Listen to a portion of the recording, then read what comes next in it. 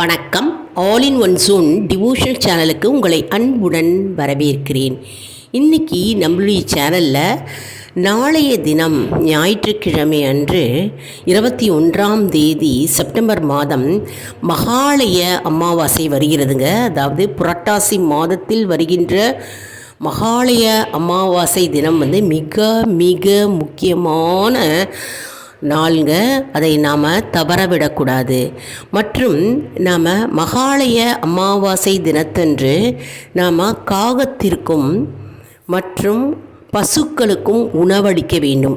அதனுடைய தாத்பரியம் மற்றும் நாம் முன்னோர்களுக்கு நாளைய தினம் திதி கொடுக்க போகிறோம். அதாவது திதி கொடுப்பதின் பலன்கள் மற்றும் திதி கொடுப்பதின் அவசியம் என்ன என்பதையும் நாம் முழு விவரமாக தெரிந்து கொள்ளலாம். அதற்கு முன்னால் நம்முடைய சேனலை தான் ஃபர்ஸ்ட் டைம் பார்க்குறவங்களா இருந்தாலும் சரி, சப்ஸ்கிரைப் பண்ணாமல் பார்க்குறவங்களா இருந்தாலும் சரி, நம்ம சேனலை சப்ஸ்கிரைப் செய்து கொள்ளுங்கள். கூடவே அந்த பெல் பட்டனை ப்ரெஸ் பண்ணி கொள்ளுங்கள். ஆல் என்கின்ற ஆப்ஷனையும் ப்ரெஸ் பண்ணிக்கோங்க. அப்போ தான் நான் போடுற வீடியோஸ் எல்லாம் உங்களுக்கு உடனுக்குடன் நோட்டிஃபிகேஷனில் தெரிய வரும். சரி, வாங்க நம்ம வீடியோக்குள்ளே போகலாம். அதாவது திதிகள் அப்படின்னாலே எல்லா திதியும் முக்கியமானது தான். ஒவ்வொரு திதிக்கும் தனித்துவம் இருக்கிறதுங்க. அதனால் ஒவ்வொரு திதிக்குரிய வழிபாட்டு பூஜையை நம்ம செய்ய செய்ய அந்த திதிக்குரிய பலன்கள் நம்மை அடையும். அதனால் நம்ம திதிகளை எப்போவுமே நாம் அதனுக்குரிய வழிபாடும் பூஜையும் நாம் செய்தால் சிறப்பானதாகும். அந்த அடிப்படையில் நம்ம பார்க்கும்போது அமாவாசை திதி அன்று நாம் முன்னோர்களை நினைத்து வழிபட்டு திதி கொடுத்தால் அதற்கு பல அற்புதங்கள் நமக்கு அடையும். அது மட்டும் இல்லைங்க, அமாவாசை திதி கொடுத்த பிறகு, தர்ப்பணம் கொடுத்த பிறகு நாம் பசுக்களுக்கும் காகத்திற்கும் உணவளிக்க வேண்டும். மேலும் என்னென்ன திதிக்குரிய வழிபாட்டை நம்ம செஞ்சோம்னா அந்த திதிக்குரிய சக்தி வீரியம் நமக்கு பலனை கொடுக்கும். அபார பலனை நம்மை சேரும் என்பது நம்பிக்கை.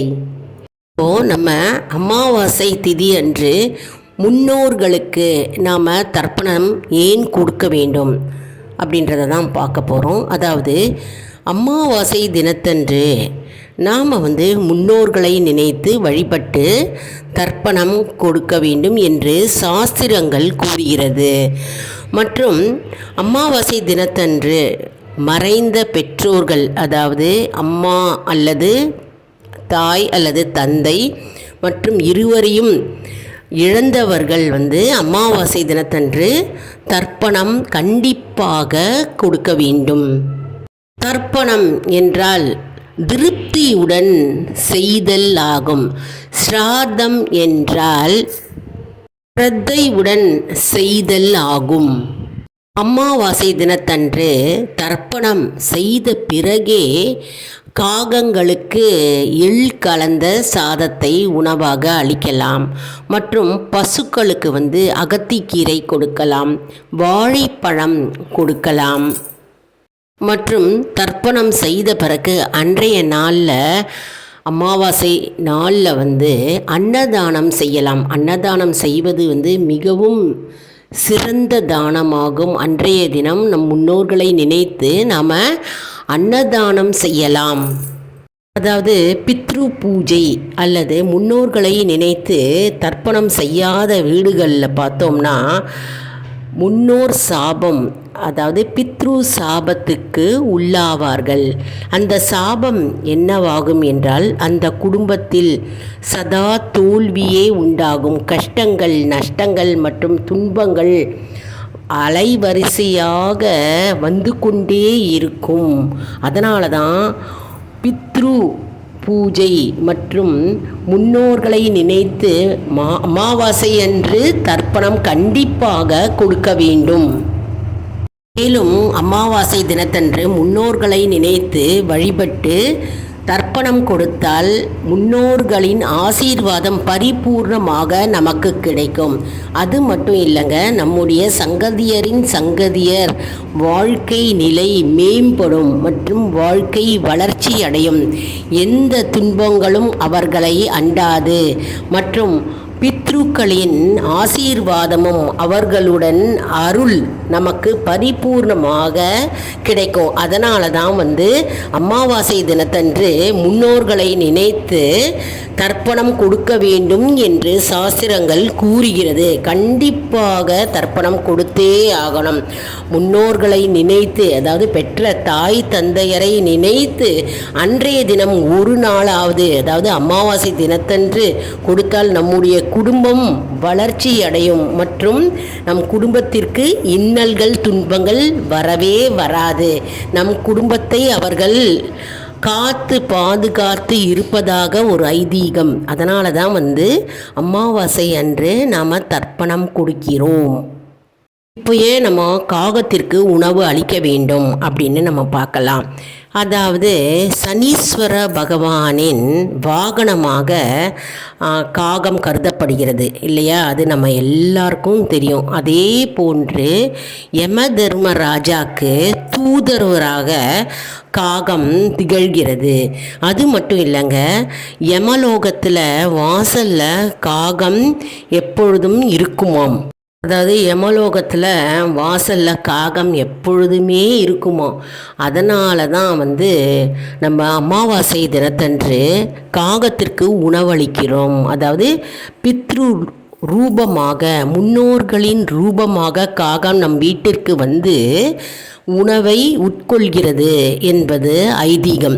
அதனால தான் நம்ம காக்கைக்கு அன்றைய தினம் எள் கலந்த சாதத்தை நம்ம உணவாக அளிக்கிறோம். இது முக்கியங்க.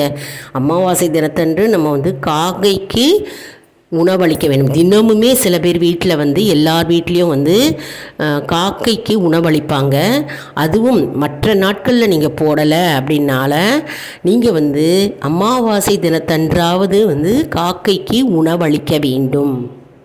எனவே காக்கைக்கு உணவளித்தால் பித்ருக்கள் திருப்தி அடைந்து, முன்னோர்கள் மன திருப்தி அடைந்து நமக்கு ஆசி வழங்குவார்கள் என்று சாஸ்திரங்கள் கூறுகிறது. ஏனெனில் அமாவாசை தினத்தன்று மேலோகத்திலிருந்து அனைத்து பித்ருக்களும் பூமிக்கு வருவார்களாம். அதனால் நாம் அவர்களுக்கு எள்ளும் தண்ணியும் தர்ப்பணமாக கொடுத்து மற்றும் நம்ம காக்கைக்கு உணவளித்தால் நம்முடைய குடும்பம் மேன்மை அடையும் மற்றும் குடும்பத்தில் பிரச்சனை என்று இருக்காது. சில குடும்பங்களில் தர்ப்பணம் செய்வதற்கு வாத்தியார்கள், அதாவது சாஸ்திரிகளை கூப்பிடுவார்கள். அப்படியும் செய்யலாம். சிலர் வீட்டில் அவர்கள் தானாகவே, அதாவது எள்ளும் தண்ணியும் விடுவார்கள். அப்படியும் செய்யலாம். ஆக மொத்தத்தில் அமாவாசை தினத்தை நாம் மறந்துவிடக்கூடாது. அதுவும் நாளைய தினம் மகாலய அமாவாசை, மிக மிக அற்புதமான நாள். நாளைய தினம் நாம் பித்ருக்களை நினைத்து, மறைந்த முன்னோர்களை நினைத்து அவர்களுக்கு தர்ப்பணம் கொடுத்து காக்கைக்கு உணவளிக்க வேண்டும். இந்த காரணத்தால் தான் நம்ம காக்கையை நம்ம வழிபட்டு சனி பகவானின் அருளுக்கு நாம் பாத்திரமாக இருக்கிறோம். அதாவது அமாவாசை தினத்தன்று முன்னோர்களுக்கு படையல் வைக்கும் உணவை அப்படியே காகத்திற்கு வைக்கும்போது காகம் அதை உண்ணும்போது முன்னோர்களின் ஆசீர்வாதம் நமக்கு அப்படியே கிடைப்பதாக ஒரு ஐதீகம். அதனால தான் நம்ம காக்கைக்கு அன்றைய தினம் நம்ம உணவு அளிக்கிறோம். அதனால தான் நாம் முன்னோர்கள் இறந்த திதி, இறந்த தேதி அன்னைக்கு காகத்திற்கு உணவு அளிக்கிறோம். மேலும் அமாவாசை தினத்தன்று நாம் காகத்திற்கு உணவு அளிக்கிறோம். அது மட்டும் இல்லைங்க, தினசரி அன்னதானம் செய்ய முடியாதவர்கள் என்ன செய்ய வேண்டும்னா, தினசரியே காக்கைக்கு ஒரு பிடி உணவு வைத்து விட்டு பிறகு நாம் உண்டால் முன்னோர்களின் ஆசீர்வாதங்கள் மற்றும் அவர்களுடைய ஆசி நமக்கு பரிபூர்ணமாக கிடைக்கும் என்பது ஐதீகம். மேலும் மறைந்த முன்னோர்கள் மகிழ்ச்சி அடைவார்கள் என்பது நம்பிக்கை. இப்போ நம்ம பசுக்களுக்கு ஏன் அமாவாசை தினத்தன்று நம்ம பழமும் அகத்திக்கீரையும் கொடுக்க வேண்டும் அப்படின்னு நம்ம இப்போ பார்க்கலாம். அதாவது பசு அப்படின்னு எடுத்துட்டாலே பசுக்களுக்கு அனைத்து 30 முக்கோடி தேவர்களும் பசுவின் உடலில் வாசம் செய்கிறார். அதனால் நாம் பழமோ அல்லது அகத்திக்கீரையோ கொடுக்கும்போது பசு என்ன செய்கிறது, அதை உணவாக உட்கொள்கிறது. அதை சாப்பிடும்போது அனைத்து தேவர்களும் திருப்தி அடைவார்கள் மற்றும் அனைத்து தேவர்களின் ஆசீர்வாதமும் அருளும் நமக்கு கிடைக்கும் என்பது நம்பிக்கை. அதனால தான் நம்ம பசுக்களுக்கு உணவளிக்கிறோம். அது மட்டும் இல்லைங்க, அதாவது பெரும் புண்ணியத்தை கொடுக்குமாம். பசுக்களுக்கு உணவு கொடுத்தால் நமக்கு அப்படியே புண்ணியமாம். அதனால் பசுக்களுக்கு அமாவாசை தினத்தன்று நம்ம உணவளித்தால் நமக்கு அனைத்து புண்ணியம் நம்மை சேரும். அஷ்டலக்ஷ்மியின் சொரூபமான பசுக்களுக்கு நாம் அன்றைய தினம் அகத்திக்கீரையோ அல்லது வாழைப்பழமோ ஏதாவது ஒன்று நாம் பசுக்களுக்கு உணவாக அளிக்க வேண்டும். மற்றும் அதனுடன் ஆசீர்வாதமும் நமக்கு அப்படியே வரும். அதனால் நம்முடைய குடும்பம் மேலோங்கும் வளர்ச்சி நிலையை தொடும் என்பது நம்பிக்கை. நம்ம நாளைய தினம் பார்த்தோம்னா மகாலய அமாவாசை. பொதுவாகவே அமாவாசை தினத்தன்று நம்ம பார்த்தோம்னா எல்லாரும் நிறைய பேர் அகத்திக்கீரை கொடுப்பார்கள் பசுவிற்கு. அதாவது அவங்க வீட்டு வாசலில் பசு இல்லை அப்படின்னாலும் அடுத்த தெருவில் இருக்குது அப்படின்னு அவங்க வண்டியில் அகத்திக்கீரையை எடுத்து அடுத்து 2-3 தெருவு போவாங்க. போய் பசுவை தேடி அதற்கு உணவளிப்பார்கள்.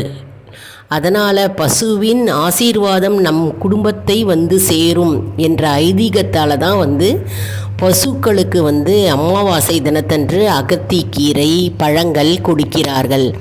நம்ம காகத்திற்கும் உணவு அளிக்கிறோம். அதாவது முன்னோர்களுக்கு படையல் இடும்போது அந்த படையலை எடுத்து காகத்திற்கு வைக்கும்போது காகம் உண்ணும்போது அது திருப்தி அடையும். அதன் மூலம் முன்னோர்களின் ஆசீர்வாதம் நமக்கு கிடைக்கும் என்பது நம்பிக்கை. எவ்வளவு அற்புதம் பாருங்கள். அதனால் காகத்திற்கும் பசுவிற்கும் கண்டிப்பாக அமாவாசை தினத்தன்று நாம் உணவளிக்க வேண்டும். நாளைய தினம் மகாலய அமாவாசை நாம் மறந்துவிடக்கூடாது. மிக மிக அற்புதமான நாள். நான் சொல்லிக்கொண்டே இருக்கிறேன். அதனால் மறந்துடாமல் நாளைக்கு நம்முடைய முன்னோர்களை நினைத்து நாம் தர்ப்பணம் கொடுக்க வேண்டும். மேலும் இந்த புண்ணிய செயலால் நம்முடைய பித்ருக்களின் சாபம் நீங்கிவிடும். சாபம் இல்லாமல் நம்முடைய குடும்பம் ஆசீர்வாதற்குரிய குடும்பமாக இருக்கும். அதனால் நம்ம பசுக்களுக்கும் சரி காகத்திற்கும் சரி அன்னதானம் முடிந்தவர்கள் அன்னதானம் நாளைக்கு செய்யலாம். மிக மிக முக்கியமான நாள் நாளைக்கு. முதல்ல நம்ம அமாவாசை தர்ப்பணம் முடிந்த பிறகு தான் நம்ம நம்முடைய தெய்வங்கள் வழக்கமான பூஜை என்ன செய்கிறீர்களோ அதை நம்ம செய்யலாம். முதல்ல தர்ப்பணத்தை முடித்து விட்டு அதன் பிறகு தான் நம்ம பூஜை அறையில் விளக்கேற்றி வச்சு நம்ம நம்முடைய தினமும் செய்கின்ற வழக்கமாக செய்கின்ற மந்திரங்களோ ஸ்லோகங்களோ பாடல்களோ நம்ம உச்சரித்து நம்ம பகவானை வழிபட வேண்டும். முதல்ல பித்ருக்களுக்கு கொடுக்க வேண்டிய மரியாதையும் அவர்களுக்குரிய தர்ப்பணத்தையும் முதலில் கொடுத்து விட்டு பிறகுதான் நம்ம தெய்வ வழிபாட்டிற்கு நம்ம ஈடுபட வேண்டும். என்ன அன்பர்களே, இந்த வீடியோ உங்களுக்கு மிகவும் பயனுள்ளதாக இருக்கும் என்று நான் நம்புகிறேன். இந்த வீடியோவுக்கு ஒரு லைக் கொடுங்க. இதை மற்றவர்களுக்கும் ஷேர் செய்யுங்கள். அவர்களும் பலனடையட்டும். அதாவது நிறைய ஷேர் செய்ய அவர்கள் பலனடைவார்கள். தெரியாத விஷயங்கள்லாம் அவர்களுக்கு நல்ல விஷயங்கள்லாம் போய் சேரும்போது அவர்கள் பலனடையும் போது நமக்கும் தானாகவே நல்ல பலனை வந்து சேரும். இதுதான் கான்செப்டுங்க. அதனால் நல்ல விஷயத்தை எப்போவுமே ஷேர் செய்யுங்கள். மற்றும் ஆல் இன் ஒன் ஜோன் அன்பர்களுக்கு ஒரு அன்பான வேண்டுகோள். நம்முடைய கம்யூனிட்டி போஸ்ட்டில் கேள்வி பதில் நேரம் வருங்க. அந்த கேள்விகளுக்கு பதில் தாங்க. இதன் மூலம் நம்முடைய ஆன்மீக பயணம் எப்படி இருக்கிறது என்பதை நாம் தெரிந்து கொள்ளலாம் இல்லையா? இது சப்ஸ்கிரைப் செய்தவர்களுக்கு மட்டுமே தெரிய வரும். அதனால் நம்முடைய சேனலை மறக்காமல் சப்ஸ்கிரைப் செய்து கொள்ளுங்கள். அடுத்த வீடியோவில் வேறொரு தலைப்புடன் உங்களை வந்து சந்திக்கிறேன். நன்றி, வணக்கம்.